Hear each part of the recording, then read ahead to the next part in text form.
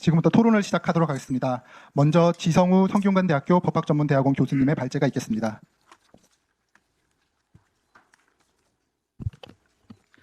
네, 안녕하십니까. 방금 소개받은 성균관대학교의 지성우 교수입니다. 이렇게 엄중한 자리에 불러주셔서 감사드리면서도 착잡한 마음을 금할 길이 없습니다. 형사소송법 개정안이 통과된다는 것은 이미 공지가 되어 있었기 때문에 저는 뭐 공소 취소의 문제라면 얼마든지 논의가 가능할 것 같아서 그렇게 크게 신경을 못 썼습니다. 왜냐하면 그건 뭐 1년 내내 저희들이 논의를 했었기 때문에. 근데 갑자기 언론에서 공소 기각의 문제가 얘가 나오는데 제가 놀랬다고 하면 아마 당에서도 다 놀라셨을 거고요. 학계, 실무계, 법조계에서도 매우 놀랐을 겁니다. 아마도 민주당 쪽에서도 대부분의 의원들이 이거 들어본 적이 없습니다. 오늘 기자 여러분께서 여기 오셔가지고 이렇게 뜨거운 취재 열기를 휴가 기간에 보이시는 것도 이거 들어본 적이 없다. 이게 핵심입니다. 절차적 문제에 있어서 이렇게 중요한 문제를 전혀 논의를 하지 않고 통과를 시켰다라는 것이 가장 문제입니다. 그 절차적 문제와 아울러서 내용을 한번 살펴보면 327조에다가 2호와 3호를 추가를 해가지고 공소 기각을 할 수 있는 그러한 사유를 추가를 해놓았습니다. 이거는 애초에 민주당 내에서의 태스크포스의 초안에도 없던 내용이고요. 이거 제기하신 어떤 의원님 제가 실명 거명하지는 않겠지만 유튜브 나와서 말씀하시는 거 보니까 본인 안에는 있었다고 합니다. 본인 안에만 있었지 저희들이 한 번도 논의를 해본 적이 없습니다. 이건 학계에도 완전히 무시한 것이고 법조 실무계에도 완전히 이거는 없는 거나 마찬가지의 그러한 존재를 완전히 몰각한 것 아닌가 그런 생각이 들어서 착잡한 마음과 아울러서 화가 나기도 합니다. 입법 경과는 약하겠습니다. 보시는 바와 같이 통과가 되었고요. 신설 조문의 내용을 보시면 그 개정 전후에 5페이지와 4페이지가 있는데요. 공소 기각의 이 규정이 왜 문제가 되는 것인지를 기존 조문을 보시면 이거 정말 큰일이구나 이런 생각이 드실 겁니다. 327조 보시면요. 기존 조문입니다. 언제 공소 기각을 선고를 해야 하느냐. 형사 절차에 있어서 검사가 기소를 해서 재판 단계로 넘어갑니다. 그래서 공소, 제기, 기소를 중심으로 해서 그 전 단계를 수사 단계라고 하고 그 후 단계를 재판 단계로 하는데 공소 취소는 그 전에 수사 단계에서 하는 겁니다. 그게 해당 검사들이 하든 법무부 장관이 직권으로 하든 수사 단계에서 하는 것이고요. 공소 기각은 재판 단계에서 하는 겁니다.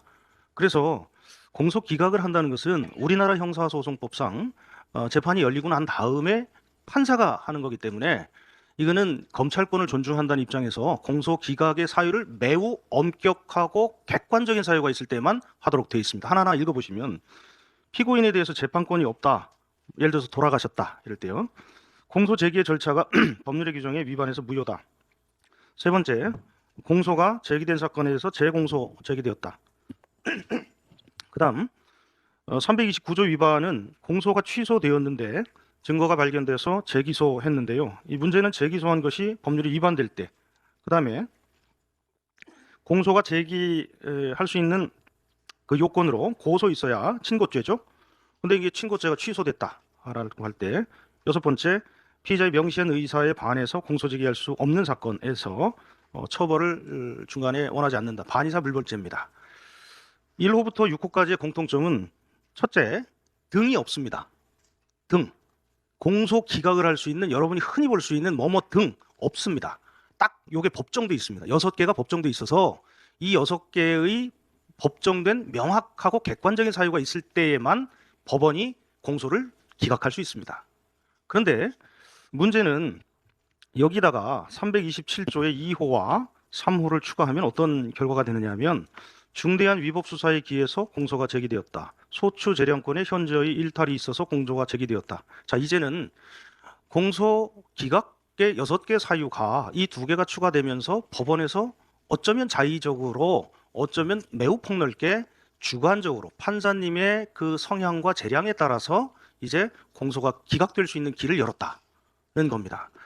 이거는 이 두 조문을 넣었다가 문제가 아니라 사실은 형사사법 절차, 즉 공소와 재판이라는 이 절차에 대한 아주 완벽한 변화를 의미합니다. 그래서 이제는 공소 제기된 거는 웬만한 사유가 없으면 그대로 재판을 진행하는데요. 이 규정에 의하면 앞으로 판사님들께서 공소가 제기되는 과정 내지는 수사 과정에 문제가 있으면 아예 재판을 하지 않습니다. 실체 판단을 하지 않는다는 거죠. 그래서 이게 범죄자에겐 매우 유리합니다. 근데 여러분 생각을 한번 해보시면요. 이 객관적으로 확인 가능한 이런 규정에 의해서 하다가 이렇게 주관적으로 넘어간다는 게 어떤 위험성이 있느냐. 여러분께서 만약에 억울한 일을 당했다고 생각해 보십시오. 여러분의 여동생, 여러분의 친구, 여러분의 아버지 어머니들이 굉장히 중대한 범죄에 노출돼 있다고 생각을 해 보시면 그러면 형벌의 위하적 효력 그리고 복수적 효력도 있거든요. 이 형벌을 통해서 피해자가 형벌을 했기 때문에 내 국가 권력을 믿는다 이런 효과가 있습니다. 그런데 재판에 넘어갔더니 판사님이 판결할 생각은 안 하고요. 갑자기 공소 절차가 문제가 되죠. 그래서 아예 재판 안 하겠습니다. 공소 기각을 해버립니다. 그러면 그 피해자의 인권, 피해자의 억울함은 아예 재판 절차가 시작되지도 못하는 이런 문제가 있다. 그래서 여기서 중대한 현저히라는 불확정 개념을 쓴다는 것은 매우 헌법상 문제가 있다라는 것이고요.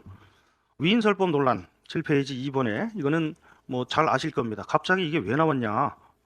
이거 아무런 얘기도 없이 나온 이유가 특정 사건, 특정인에 대한 그러한 재판지휘기 아니냐라는 것은 지금 계속 제기가 되고 있고요. 셋째, 공소 기각의 요건을 추상적으로 대폭 확대하는 것은 단순한 형사 절차상의 조문 변화가 아니라 실제 판결을 시작하기도 전에 아예 시작도 못 되는 경우가 생깁니다. 세 번째, 제가 더 심각하게 생각하는 것은 검찰은 행정부입니다. 검사는 행정부고요. 판사님은 사법부거든요.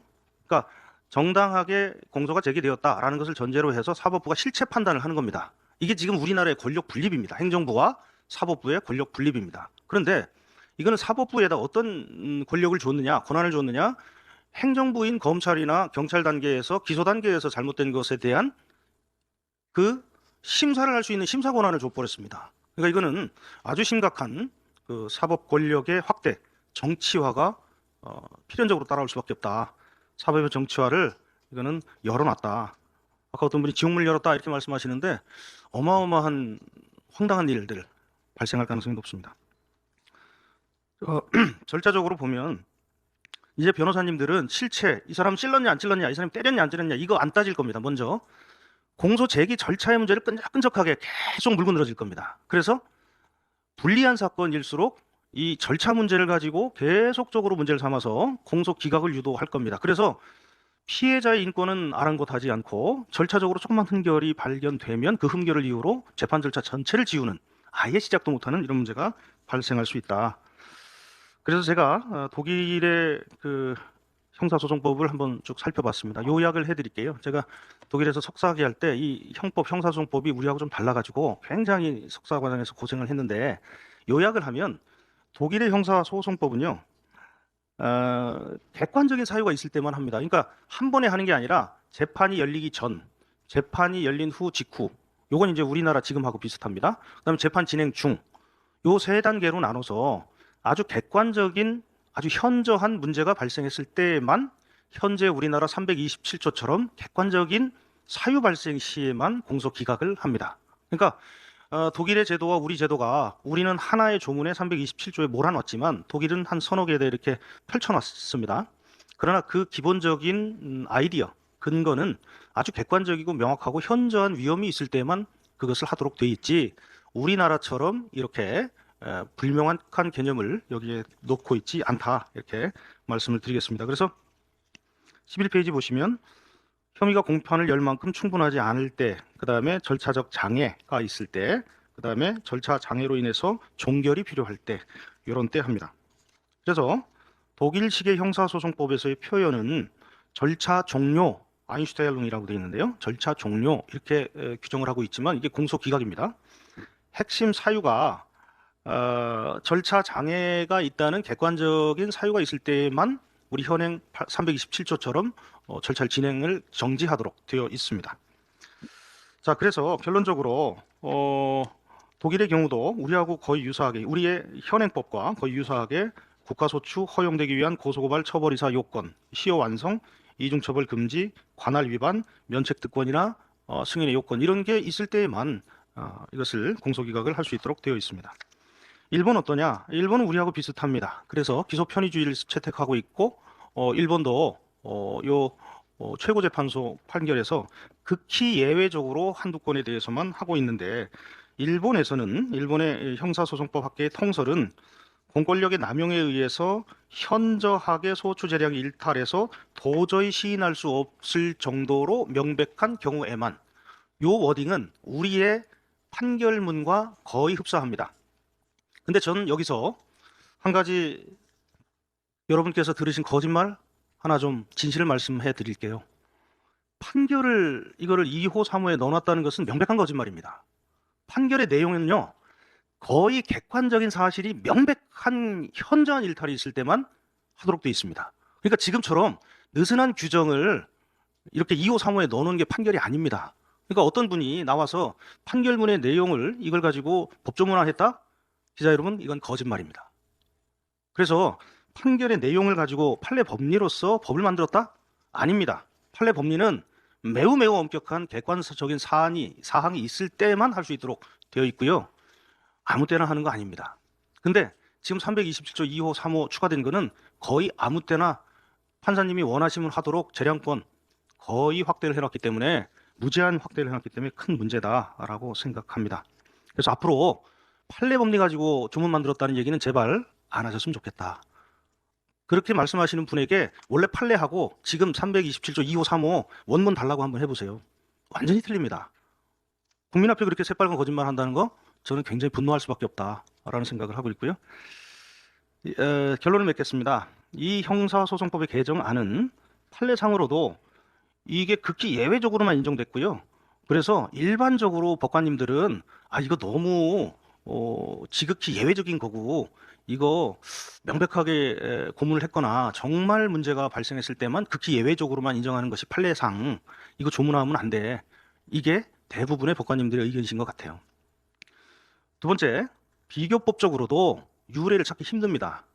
지금 뭐 우리하고 거의 유사한 일본, 독일, 이 대륙법계거든요. 대륙법계에서 우리하고 327조가 약간씩 다르긴 하지만 그 아이디어 전체는 명백하고 객관적인 사유가 있을 때, 그리고 세 번째, 등이라는 기타 사유는 아예 없습니다.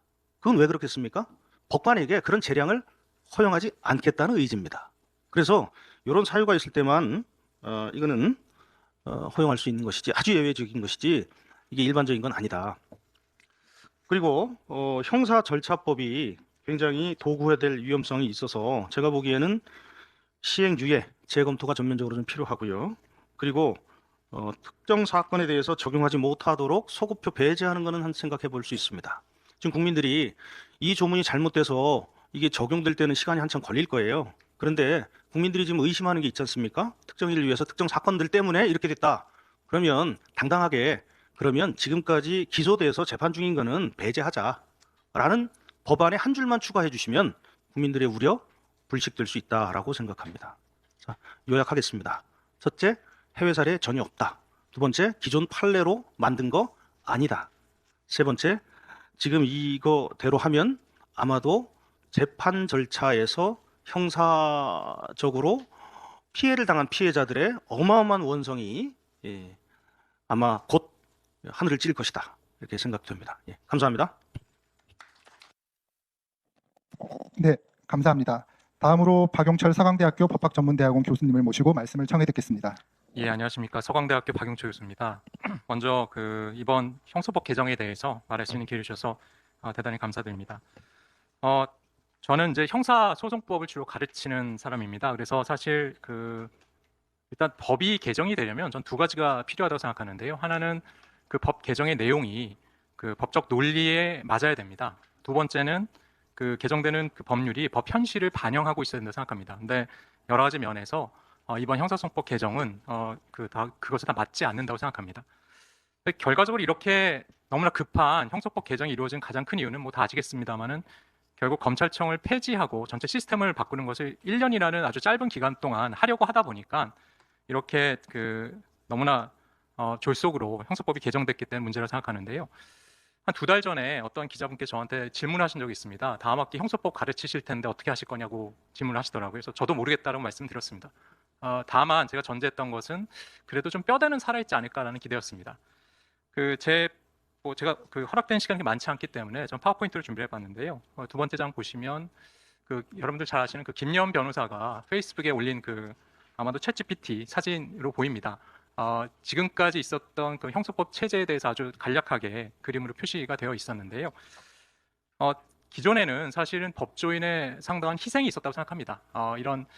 사실 짧은 시간 동안 이 형사사법 시스템을 제대로 운영하기 위해서 법조인의 희생이 있었고 그에 따른 일종의 사명감을 부여할 수 있는 그런 체제가 있었다고 생각합니다. 과거에는 그랬죠. 어떤 범죄 피해 사실이 있으면 그냥 피해자는 뭐 고소고발을 하면 됩니다. 예, 고소고발을 하고 결국은 수사기관에 던져놓으면 수사기관에서 그것을 알아서 처리하는 그런 시스템이었습니다. 그 과정에서 사실 이제 검사의 역할이 일종의 저는 관문지기라고 생각을 했거든요. 그러니까 과거에는 물론 검사가 왜 중복해서 수사를 하느냐라는 이의제기가 많았던 것으로 압니다만은 피해자 입장에서는 검사가 한 번 봐주는 게 나쁠 이유가 하나도 없습니다. 경우에 따라서는 피의자 입장도 마찬가지입니다. 피의자 입장에서도 혹시라도 송치 자체가 잘못 이루어졌을 수도 있기 때문에 당연히 이제 검사가 한 번 더 봐주는 것이 당연히 나쁠 리는 없다 생각합니다. 그리고 우리 법의 특성상 사실상 수사 과정에서 법률적 판단을 해줘야 될 경우가 상당히 많습니다. 그러니까 여러 규정들이 있기 때문에 어떤 행위들은 뭐 형법상에 적용될 여지도 있지만 뭐 특별법에 적용될 여지도 있습니다. 그런 어떤 법률적 판단을 다 해줘야 되는 것이기 때문에 그래서 이제 검사의 역할이 상당히 중요했던 것이라고 생각합니다. 그런 판단에 있어서는 사실 수사에 뭐 직접 관여하거나 저희 형사법 학자들이 늘 얘기했던 것은 검사가 직접 수사 안 해도 된다.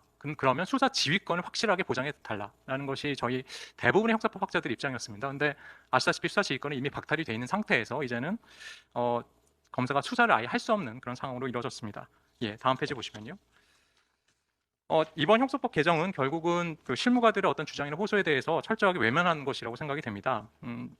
뭐 이번 형사법 개정의 완성이 2021년이었던가요? 그때 이제 추진되었던 검수완박의 완결판이죠. 근데 기초가 되는 것이 소위 수사 기소 분리의 원칙입니다. 저는 개인적으로 그런 원칙은 없다고 생각합니다. 형사법의 대원칙은 사실 적법 절차 원칙이 대원칙이고 수사 기소의 분리라는 것은 각국의 사정에 따라서 형태가 다를 뿐이지 반드시 그것을 분리해야 될 필요는 없다고 생각합니다. 왜냐하면 우리 형사 절차라는 것이 결국은 수사 그리고 기소, 기소 후에 이제 공판, 그 다음에 이후에 집행까지 이게 상호 유기적인 것이어서 하나를 이렇게 분리할 수 없고요. 제가 이제 준비를 하면서 판례를 봤더니 우리 판례 입장은 수사 기소 분리의 목적이 이제 기관사의 상호 견제라고 입장을 이야기하고 계신데요. 그것을 좀 동의하기는 어렵습니다. 왜냐하면 수사권 자체를 갖고 이제 기관끼리 견제를 할 수 있을 것이지 수사와 기소를 분리했다고 이게 기관이 서로 견제된다고 보기는 어렵다고 생각이 됩니다. 사실 법 개정이라는 것은 국민의 어떤 피해라든지 국민의 편리를 좀 증진시키기 위한 것이 돼야 됩니다. 다 아시다시피 검수완박 1차 시도 때도 이미 많이 논의가 됐었죠. 수사권 조정으로 인해서 형사 절차가 상당히 늦어지고 있었습니다. 그런 과정에서 또 여러 비판이 제기됐음에도 불구하고 이제 검사 수사권이 상당히 제한됐고 결국은 이제 완전히 박탈됐는데요. 결국 이러한 법 개정은 국민의 편리를 증진시킨다기보다 훨씬 더 피해를 가중시킬 것으로 생각이 됩니다. 그래서 소위 이제 많은 분들이 말씀하시는 사법의 민영화가 더 가중될 것입니다. 이 능력 좋은 변호사를 소위 이제 변호인을 고용할 수 있는 그런 분들은 사실 아무런 이 법 개정을 피해를 보는 것이 없습니다. 그분들은 변호인을 고용하면 되니까요. 근데 일반 국민들은 과연 그런 사정이 있겠습니까? 지금도 뭐 너무나 잘 아시다시피 과거에는 이제 고소만 하면 뭐 경찰과 검찰이 알아서 판단해 주던 것을 이제는 고소 사건을 제대로 입건시키기 위해서 변호사를 고용해야 됩니다. 그 자체가 이제 비용이 훨씬 늘어난 것인데요. 앞으로는 훨씬 더 늘어나고 결국은 뭐 통계로도 나와 있습니다만은 이제 보완서를 하지 못하고 검사가 보완서 요구만 할 수 있다라고 하면 그 요구권은 아마 엄청나게 폭증할 겁니다. 아무리 뭐 한 달 내에 보완서를 뭐 요구를 하면 그것을 결과를 내놔야 된다고 얘기는 합니다만은 지금 경찰 입장에서는 불가능한 얘기입니다. 제가 과거에 어떤 용역을 하면서 현직 경찰들과 직접적으로 얘기할 수 있는 기회가 많았는데요. 어떤 경찰 뭐 기자님들 잘 아시겠습니다만 뭐 한 시점에 50건 정도 들고 있다고 말씀하시더라고요. 그래서 되게 많은 거 아니냐라고 말씀드렸더니 자기는 오히려 적은 경우다라고 하는 얘기도 들었습니다. 그걸 어떻게 다 처리하겠습니까? 한 번에 50건을 들고 있고 보완서 요구가 들어오면 과연 한 달 내에 그 요구에 응할 수 있을까요? 그리고 이 모든 제도, 그러니까 우리가 그 뭐 구속제도라든지 이런 부분까지 사실 이게 하나하나 다 연결이 돼 있는 것이기 때문에 지금의 개정은 상당히 좀 무책임하다고 생각됩니다. 그 아까 지 교수님께서 이제 대륙법계를 말씀해 주셨는데요. 우리 종래 그 우리 법계는 대륙법계를 따른다고 얘기를 해왔습니다. 그래서 독일의 그 체제를 많이 따라왔고요. 근데 그 우리 형사법 개정 그리고 헌법 개정 그 제정과 그다음 개정 작업 그 과정에서 우리 그 영미법의 영향이 많이 들어왔죠. 그런데 검사라는 지위는 물론 그 행정부의 소속이긴 합니다만은 상당히 좀 준사법적 기관으로서 특성을 갖고 있었습니다. 그리고 우리 헌법이 검사에게 영장 신청권이라고 이제 그 헌법에 규정돼 있지 않습니까? 그래서 검사에게 독점하도록 한 것은 결국은 이제 검사가 영장을 신청했을 때 그것을 검사가 능동적으로 판단할 수 있도록 하는 것이 원래 그 입법자의 목적이었다고 생각이 됩니다. 근데 지금 상황에서 과연 검사가 능동적으로 영장 청구 여부를 판단할 수 있을지는 상당히 의문입니다. 오히려 영장을 청구하기가 좀 애매한 사안이면 보안사 뭐 요구를 하겠죠. 보안사 요구가 뭐 검사가 보기에 충분치 않다라고 하면 오히려 그 검사 차원에서 기각을 할 가능성이 높습니다. 굳이 영장 뭐 본인이 보안사를 할 수도 없는 상황에서 영장 청구를 능동적으로 판단해서 하는 것을 기대하기는 상당히 어렵다고 보여집니다. 그 검사 관련돼서는 사실은 이게 단순히 지침에 불과하긴 합니다만 유엔에도 검사의 지휘에 관한 지침이 있습니다. 그래서 뭐 직접 수사라든지 수사의 적법성 확보를 위한 지휘 집행 주체임을 명시를 했는데요. 한 가지 또 그 중요한 것은 결국 검사의 역할이 피해자의 법익을 대변하는 측면도 있다는 것입니다.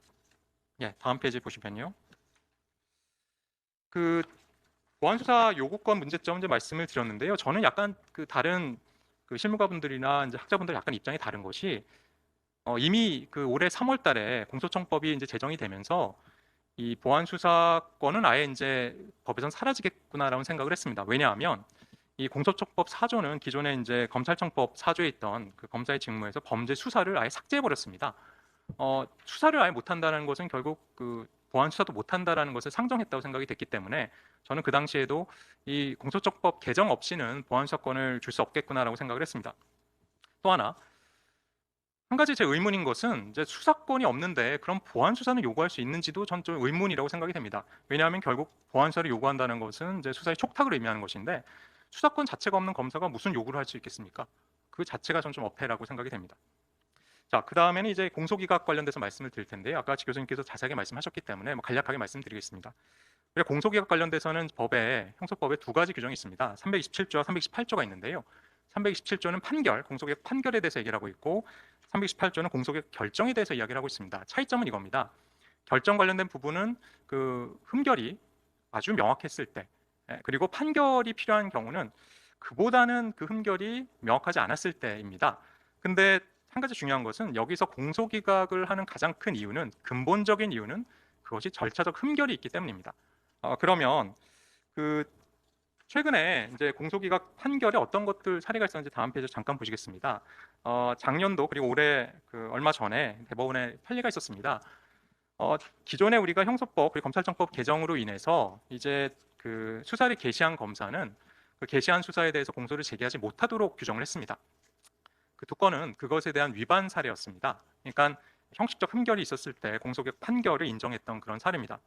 뭐 저는 사실 이 경우도 좀 동의하기는 어렵습니다. 그러니까 그 취지는 알겠습니다.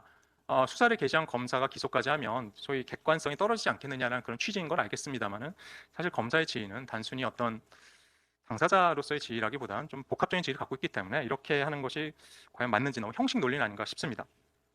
그 다음 슬라이드 보시면요, 아까 지 교수님께서 말씀하신 이제 그 개정 형소법 그 내용입니다. 2호와 3호에 이제 들어갔는데요. 중대한 위법사에 기하여 공소가 제기됐을 때, 그리고 소추재량권을 현저히 일탈해서 공소가 제기되었을 때 두 경우에 이제 공소 판결을 하는 것으로 추가가 됐습니다. 이 중대한 위법 수사라는 것은 뭐 취지는 알겠습니다. 근데 이게 위법 수사라고 했을 때 어떠한 경우에 중대한 위법 수사로 수집된 증거에 대해서 만약 이것이 위법 수집 증거라고 하면 그 자체를 그냥 증거 능력을 인정하지 않으면 됩니다. 근데 과연 이 중대한 위법 수사가 공소 제기에 어느 정도 영향을 미쳤는지를 판단하기는 사실 어려울 수도 있습니다. 경우에 따라서. 그래서 이 부분이 좀 이 단순한 증거법의 부분을 갖고 이것을 공소 기각 판결까지 가져올 수 있는 길을 열어뒀다는 것에 좀 문제점이 있다고 생각이 되고요. 두 번째는 소추재량권의 현저한 일탈의 경우인데요. 이 우리 법원은 소위 차별적 기소, 선별적 기소, 기소의 지연이라든지 정적 고려에 따른 기소라든지 분리 기소만으로 공소권 남용은 아니라고 이야기를 하고 있고요. 그리고 가장 중요한 것은 이제 검사가 그런 기소를 했을 때 과연 자의적으로 한 것인지 어떤 보복의 의도가 있었는지 여부를 갖고 종합적으로 판단하도록 하고 있습니다. 그래서 법원의 입장은 제가 보기에 어차피 결국은 법원이 이 공소기각 판결 사유에 해당하는지 여부는 판단하는 것이 아니냐라는 그런 입장으로 보입니다. 예, 다음 페이지를 보시면요. 결국 제가 생각한 것은 이 형소법 학자들은 사실 근 90년대라고 생각이 됩니다. 지금까지 형소법 개정을 한결같이 논의해 왔습니다. 주장해 왔습니다. 이유는요. 우리 형소법은 현실에 맞지 않기 때문입니다. 우리가 형사 절차라는 것이 수사부터 개시가 되는데 우리 형소법은 그렇게 규정되어 있지 않습니다. 법원에서 마치 수사를 할 수 있는 것처럼 규정되어 있고 그것을 수사기관의 수사에 준용하는 형태로 규정이 되어 있거든요. 너무 이해하기 어렵다. 순차적으로 하자. 수사기관의 수사부터 이제 형사 절차라는 것이 시작되는 것인데 그런데 지금도 사실 저희는 논의를 하고 있습니다. 형소법을 어떻게 개정해야 될지. 근데 그것에는 사실 별 관심이 없었던 것 같습니다. 결론적으로 말씀을 드리면 실무상의 어려움은 가중될 것이 당연히 예상이 됩니다. 왜냐하면 이제 경찰이 수사권을 독점하고 있기 때문에 최근에 장윤기 사건에서도 극명하게 드러났듯이 물론 일부의 분들은 이것이 아주 극히 예외적인 경우라고 말씀을 하십니다만은 주변 실무가들 얘기를 들어보면 이 소위 수사라는 것이 어느 경찰, 그러니까 수도권 경찰이냐 혹은 지역 경찰이냐에 따라서 수사의 어떤 그런 기대하는 정도가 상당히 다르다라고 얘기하신 분도 있었습니다. 저는 그렇다고 경찰이 수사를 반드시 못한다는 건 절대 아닙니다. 다만 수사의 경우에 법률적 판단이 개시 시점부터 필요한 것들이 있거든요. 그런데 그것이 없다라고 하면 결론적으로 수사가 산으로 갈 가능성도 상당히 있습니다. 형사 절차의 지연은 이미 당연할 것으로 생각이 되고요. 보안책으로 이제 중대범죄수사청에 보안 수사를 하도록 하고 있는데요. 이것이 과연 현실적으로 가능할지 모르겠습니다. 중대범죄수사청은 원래 그걸 하는 곳이 아니죠. 이 중대범죄에 대한 수사를 전담하는 곳입니다. 근데 보안수사를 과연 할 수 있을지, 그리고 아까 지 교수님께서 말씀 잘 주셨습니다만은 현 정권의 이제 소위 사법개혁의 방향은 사실 사법부의 재량을 축소한다는 것으로 알고 있습니다. 근데 현재 공소기각 판결 사유 확대는 결론적으로 법원의 재량 확대를 가져올 수밖에 없습니다. 그러면 소위 사법개혁, 검찰개혁의 목적이 무엇인지 상당히 알기 어렵습니다. 예, 이 정도로 마치도록 하겠습니다. 감사합니다. 네, 감사합니다. 마지막으로 한서법률사무소 정인국 변호사님 말씀을 청해 듣겠습니다. 네, 안녕하십니까. 정인국 변호사라고 합니다. 두 분 교수님께서 앞서서 법리적인 문제를 잘 검토해 주셨기 때문에 저는 주로 실무적인 내용을 좀 다뤄보도록 하겠습니다. 결국 오늘 주제가 보안수사권 폐지가 첫 번째가 있고 두 번째가 공소기각입니다. 실무를 하는 사람 입장에서 보안수사권 폐지가 됐을 경우에 가장 문제점은요, 수사 지연입니다. 사실 지금도 검찰에게 수사 개시권도 없고 수사 지휘권이 없기 때문에 경찰이 검사의 지휘를 받아가지고 사건이 빨리빨리 진행되지가 않습니다. 시간이 상당히 오래 걸리고요. 지금도 저 같은 경우도 고소인 대리도 많이 하고 그다음에 피의자 대리도 많이 하는데요. 고소인 대리 사건 같은 경우에 왜 이렇게 사건 결과가 안 나오냐 경찰에 전화를 해보게 되면요. 접수된 사건 순서대로 하기 때문에 아직 제가 대리한 사건은 아직 순서가 오지도 않았다. 그렇기 때문에 기다려야 된다. 그럼 기다리겠습니다. 이러고 있습니다. 그리고 몇 달이 지나가지고 다시 한번 전화를 걸어보게 되면요. 인사 이동으로 담당 경찰관이 바뀌었다 그럽니다. 그렇기 때문에 본인은 사건 기록을 검토하지 못했기 때문에 지금 얘기를 듣고 이제 검토를 해야 된다. 이런 식으로 하다 보니까 기본적으로 사건 하나 처리하는데 1년 이상이 걸립니다. 이렇게 된 경우에 고소인 입장에서는 빨리 수사가 진행되어야 해당 피의자, 범죄자 입장에서는요, 잘못했다고 얘기도 하고 피해 회복도 받고 금전 배상도 받을 텐데 기본적으로 이게 1년 이상 끌다 보니까 범죄자들이 그럴 의지가 없습니다. 피해자랑 합의를 해가지고 피해자에게 잘못했다 그러고 피해를 회복해줄 의지가 없고 그런 문제가 있고요. 그리고 피의자 대리를 하다 보면요. 피의자 입장에서 자기가 잘못한 게 없다. 빨리빨리 결정이 나서 자기가 잘못한 게 없다는 거 훌훌 털어버리고 본인의 일에 집중하고 싶다. 이런 말을 하는데요. 이것도 역시 1년 넘게 걸리다 보니까 사건 자체가 길게 끌어가게 되면요. 피의자 입장에서 부담이 상당히 큽니다. 그렇기 때문에 이렇게 수사 지연하는 게 가장 큰 문제인데 이게 보안 수사권 자체가 없어지게 되면요. 더더욱 경찰 같은 경우는 검사로부터 자유로워집니다. 그렇기 때문에 사건이 길게 질질 끌어도 누구 통제할 만한 사람이 없고요. 그리고 보안 수사 관련돼 가지고 검찰에서 보안 수사를 요구하면 1개월 이내에 처리를 해야 된다고 그러는데 이 1개월이라는 기간이 물리적으로 가능한 시간이 아닙니다. 일단 보안 수사를 하라 그래가지고 경찰이 알겠습니다 그러고 해당 사건 관계자를 다시 한번 불러본단 말이에요. 그럼 조사하겠다고 일정 조율하고 언제 시간이 괜찮으십니까? 이렇게 얘기하는 것만으로도 한 달 이상이 걸리거든요. 보안 수사를 한다 그래도 제가 보기엔 기본적으로 6개월입니다. 그렇기 때문에 한 달 안에 보안 수사를 해서 경찰이 해당 부족한 부분을 미진한 부분을 보충한다는 건 부족하고요. 경찰의 수사 역량이라는 게 뭐 그 뛰어난 부분도 많겠지만 특히 계산 범죄 같은 경우에는 경찰의 수사 역량이 매우 취약합니다. 이건 경찰이 무능력하다 그런 문제가 아닙니다. 그 재산 범죄를 제대로 하려면 뭐 이렇게 사기라든지 금융이라든지 이런 부분을 하려면은 그 민사법적 지식이 요구되는데 경찰은 법률 전문가가 아니기 때문에 이런 부분에 대해서 다뤄본 적이 없습니다. 그렇기 때문에 기본적으로 사건 자체가 잘 모르는 사건을 빨리빨리 처리할 수 있겠습니까? 길게 끌 수밖에 없는 거고요. 그리고 뭐 그 보안 수사권이 폐지가 되는 거는 국민들 그 사회적인 약자의 피해로 귀결된다고 얘기하는데 또 저는 한편으로 보면 역설적으로 보게 되면요. 뭐 짧게는 1년 혹은 길게는 2년 안에 다시 법이 개정돼서 검사에게 보안 수사권이 부여되는 방향으로 가지 않을까 이렇게 조심스럽게 예측도 해봅니다.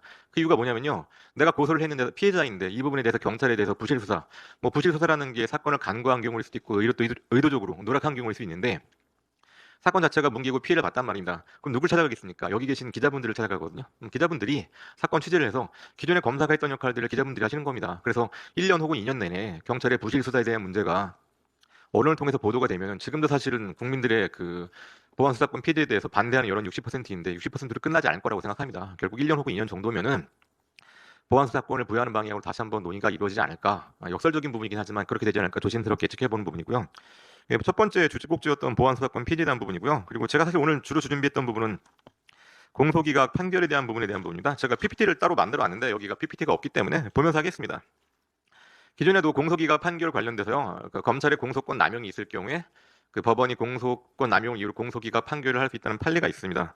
이 페이지 보시게 되면 이 법원 행정처에서 제시한 사례거든요. 보통 보니까 5개 정도 됩니다. 무슨 얘기냐면은 공소권 남용이 문제가 되었을 때 법원에서 공소기각 판결을 한 사례가 5개 정도 있다는 얘기고요.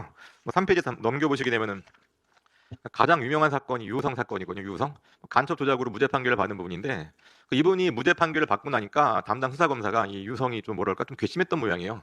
그 유성이라는 분이 그 탈북자들 그 가족이 북한에 있는데 그럼 탈북자들 가족에게 탈북자들이 국내에서 번 돈을 북한에다 송금을 합니다. 그 송금하려면은 뭐 달러를 원화로 바꾸고 원화를 달러로 바꾸고 이런 과정에서 외국환 매매가 필요하거든요. 근데 외국환 매매에 자격도 없는 자가 했다 그래가지고 처음에 수사가 이루어졌는데 이거는 그 탈북자 가족들을 돕기 위한 것이기 때문에 기소유예하는 게 맞다. 그래서 기소유예를 했다가 유성이 무죄 판결을 받고 나니까 해당 유성이 괘씸했던 거죠. 외국환 매매법 위반으로 다시 한번 기소를 했습니다. 별다른 사정 변경이 없는데 이렇게 기소를 한 거는 공소권 남용이다 그래가지고 공소기각 판결이 나왔고요. 사실 이때 담당했던 변호사가 지금 김용민 의원이십니다. 제가 보기엔 그래서 김용민 의원께서 이 사건 관련돼 가지고 공소권 남용에 대해서 뭐 검찰에 대해서 불신을 가지게 되지 않았나 이런 의심이 있고요. 무슨 얘기냐면 기존의 그 형사소송법 내용만으로도 공소권 남용이 있으면 공소기각 판결을 하는데 문제가 없었는데 이번에 2개가 추가된 건 다 뭐 앞에서도 말씀하셨고요. 중대한 위법 수사 그리고 소추제한권이 현저한 일탈. 이 중대한과 현저한이란 말이 매우 애매모호하고 추상적입니다. 다음 페이지 넘겨보시게 되면 뭐 제가 뭐 절차적인 위법성에 대한 문제도 얘기를 했는데 뭐 이거 일단 정치적인 이슈일 수도 있고 뭐 법리적인 문제만 말씀드리면요. 중대한이라는 거와 현저한이란 말은 너무나 애매모호합니다. 그렇기 때문에 명확성의 원칙이 위배되는 것이고 결국 이거는 뭐가 중대하고 현저한지에 대한 담당 재판부 판사의 개인적인 재량에 맡겨지게 되거든요. 그럼 법원이 법률 전문가니까 합리적인 재량권을 행사하면 되지 않겠냐 이런 생각을 할 수 있지만 또 다음 페이지 넘겨보시게 되면요. 이럴 경우에 문제점이 뭐냐면요. 이 법 규정이 애매모호하게 되면은 결국 외부 세력이 개입할 수 있는 빌미를 주게 됩니다. 특히 뭐 어떤 정치적인 사건에서 이게 공소 기각 여부가 문제가 되고 있다. 그런데 이때 담당 재판부가 왜 공소 기각 결정해주지 않느냐 그러면서 담당 판사에 대해서 신상 설기를 한다든지 그다음에 재판부 자체를 특정 사건에서 공소 기각 결정을 이끌어낼 가능성이 높은 재판부로 변경하겠다는 생각으로 부당한 영향력을 행사하든지 이런 방법으로 악용될 소지가 있는 겁니다. 결국 이건 사법권의 독립을 침해하는 문제가 생기는데요. 뭐 5페이지에 있는데 또 이게 공소기각이라는 게 1심, 2심 단계에서만 가능한 게 아니라 대법원 단계에서도 가능합니다. 뭐 아시겠지만 이번에 개정된 법원조직법을 통해서 대법관 수가 14명이었다가 26명으로 증가합니다. 현 정부에서 임명된 대법관이 22명이거든요. 24명 대법관 중에서 85%입니다. 결국 1심, 2심 단계에서 뭐 재판부 교체라는 건 사실 현실적으로 거의 좀 불가능하거든요. 근데 대법원 단계에서도 공소기각 판결이 가능하기 때문에 그 22명이 현 정부에서 임명이 되게 되는데 결국 이게 친정부 성향의 대법관들을 임명을 해서 결국 특정 사건에서 공소기각 판결을 받아내려는 의도가 있는 것은 아닌지 이런 의심도 하지 않을 수가 없습니다. 이게 형사소송법 특히 공소기각 관련된 조항이 법적으로 문제가 많다는 것은 뭐 다들 동의하시는 사실인데요. 여기에 대해서 어떤 통제 방안이 가능할지 뭐 또 어떤 분들은 헌법재판소에 대해서 위헌법률 심사가 가능하지 않냐 이렇게 말씀하시는 분도 있는데요. 사실 뭐 위헌법률 심사는 불가능하다고 보시면 됩니다. 이 위헌법률 심사라는 게 이 특정 사건이 문제가 됐을 때, 그러니까 어떤 법조항이 문제가 됐을 때 법원이 이 해당 법조항을 살펴보겠다 이런 식으로 하는 게 아니라요. 사건이 발생해야 되거든요. 사건이 발생해서 재판이 진행될 때 담당 재판부가 이 공소기각 그 판결 사유를 추가한 법조항이 문제가 있다. 헌법재판소의 판단을 받아보자. 이런 식으로 헌법재판소에 위헌법리 심사를 제청한다든지. 제가 보기엔 그렇게 할 상이면은 공소기각 관련돼서 그 법관의 재량이 충분하기 때문에 공소기각 판결을 할지 안 할지로 판단을 하지. 헌법재판소에다가 위헌법리 심판을 맡길 일은 없습니다. 또는 공소기각 판결을 통해서 기본권 침해를 당한 국민이 이걸 헌법 소원을 제기한다든지 이런 방법인데 현실적으로 가능한 일이 아니고요. 결국 그 현재 그 공소기각 사유를 추가한 그 법조항에 대해서 가능한 이 위헌성 혹은 위법성을 제고할 수 있는 방법은 현 대통령 제2요구권, 거부권 행사밖에 없습니다. 그래서 뭐 이 거부권 행사 관련돼서 지금 뭐 이 앞에 있는 분들도 논의를 해주셨는데요. 이 부분이 가능할지 가능하지 않을지는 변론으로 하고 제2요구권 행사 이외에 현 상황에서 해당 법조항에 대해서 위헌성을 통제할 방법은 없다. 이 말씀을 드립니다. 이렇게 제가 그 주제 토론을 맡은 부분에 대한 발표를 마치겠습니다. 감사합니다.